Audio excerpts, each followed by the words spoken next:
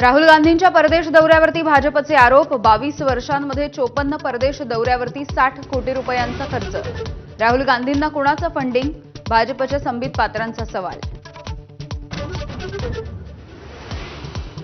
नीट paper फुटीच्या प्रकरणी पुण्यामधून आणखी एक जण ताब्यात। आतापर्यंत देशभरातून सीबीआयकडून 6 आरोपींना अटक।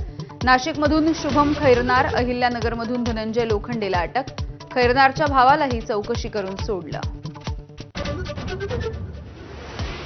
पुण्यामधल्या उषा किरण रुग्णालयामध्ये बॉम्ब आढळल्यामुळे खळबळ। डॉक्टर गायकवाड यांनी धाडस दाखवत वस्तू स्वतः नेली मोकळ्या जागेत। पोलिसांकडून नियंत्रित स्फोट करत वस्तू निकामी। अशोक खरातच्या विरोधामध्ये पहिल्या 2 गुन्ह्यात चार्जशीट दाखल।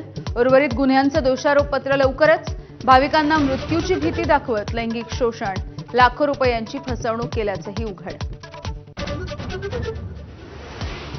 रुपाली चाकणकर ईडी चौकशीसाठी दाखल। अशोक खरातची आर्थिक व्यवहाराच्या प्रकरणी ईडीकडून झाडाझडती। पाकिस्तानातील गँगस्टर आणि आयएसआय एजंट शहजाद भट्टीला त्याच्या नेटवर्कला मोठा दणका। राज्यभरामध्ये 40 ठिकाणी छापेमारी। तरुणांना कट्टर विचारसरणीकडे वळवण्याचा सुरू होता प्रयत्न। केंद्र सरकारची साखर निर्यातीवरती तातडीनं बंदी। 30 सप्टेंबरपर्यंत बंदीची अधिसूचना जारी। देशांतर्गत बाजारामध्ये किमती नियंत्रित ठेवण्यासाठी निर्यात रोखली। आजपासून दुधाच्या दरामध्ये 2 रुपयांची वाढ। अमूल, मदर डेअरी कंपन्यांनी दुधाचे दर वाढवले। सर्वसामान्यांच्या खिशाला खात्री। केंद्रीय मंत्री नितीन गडकरी यांच्याकडून पालखी मार्गाच्या रखडलेल्या कामाची पाहणी। पंतप्रधान मोदींच्या आवाहनाला प्रतिसाद देऊन बसनं प्रवास।